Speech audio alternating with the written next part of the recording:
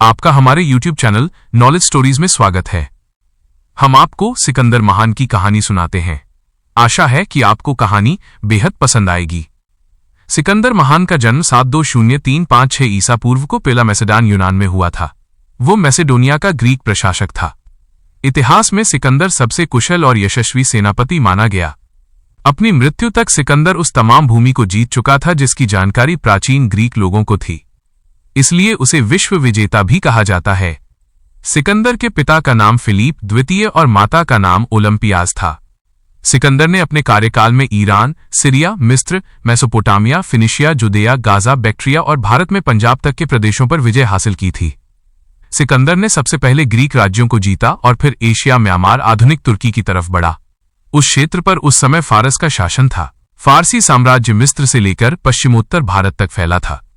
फारस के शहदारा तृतीय को 3 अलग अलग युद्धों में पराजित किया। हालांकि उसकी तथाकथित विश्व विजय फारस विजय से अधिक नहीं थी। उसे शहदारा के अलावा अन्य स्थानीय प्रोतापाले से भी युद्ध करना पड़ा था। मिस्र, बैक्ट्रिया तथा आधुनिक तजाकिस्तान में स्थानीय प्रतिरोध का सामना करना पड़ा था। भारत में सिकंदर का पुरु से युद्ध हुआ, जिसमें पुरु की हार हुई। भारत पर सिकंदर के आक्रमण के समय चाणक्य तक्षशिला में अध्यापक थे। तक्षशिला और गांधार के राजा आमीन ने सिकंदर से समझौता कर लिया।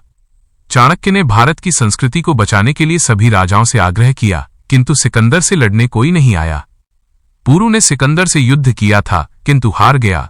मगध के राजा महापद्मानंद ने चाणक्य का साथ देने से मना कर दिया और चाणक्य का अपमान भी किया। चाणक्य ने चंद्रगुप्त को साथ लेकर एक नए साम्राज्य की स्थापना की और सिकंदर द्वारा जीते गए राज्य पंजाब के राजदूत सेल्यूकस को हराया। सिकंदर के आक्रमण के समय सिंधु नदी घाटी के निचले भाग में विषविगण के पड़ोस में रहने वाले एक गण का नाम अगल रसाई था। सिकंदर जब सिंधु नदी के मार्ग से भारत में वापस लौट रहा था तो इस घर के लोगों से उसका मुकाबला हुआ। अगल रसोई लोगों ने सिकंदर से जमकर लोहा लिया। उनके तीर से सिकंदर घायल भी हो गया, लेकिन अंत में विजय सिकंदर की ही हुई। उसने मसक दुर्ग पर अधिकार कर लिया और भयंकर नरसंहार के बाद अगल रसोई लोगों का दमन कर दिया।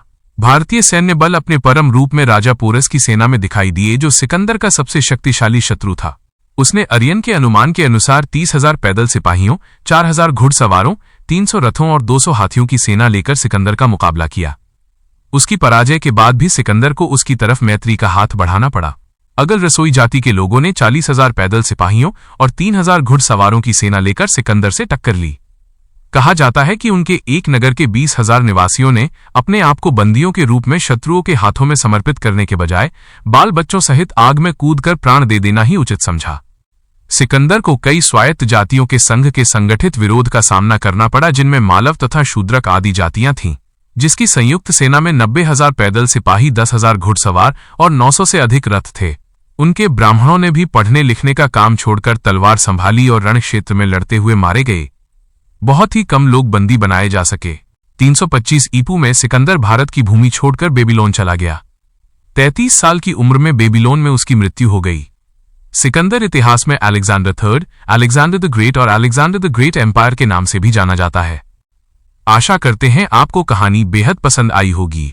ऐसी ही रोचक और मनमोहक कहानी सुनने के लिए आप हमारे YouTube चैनल नॉलेज स्टोरीज को सब्सक्राइब करें और वीडियो को लाइक करें और अपने दोस्तों को शेयर करें। धन्यवाद।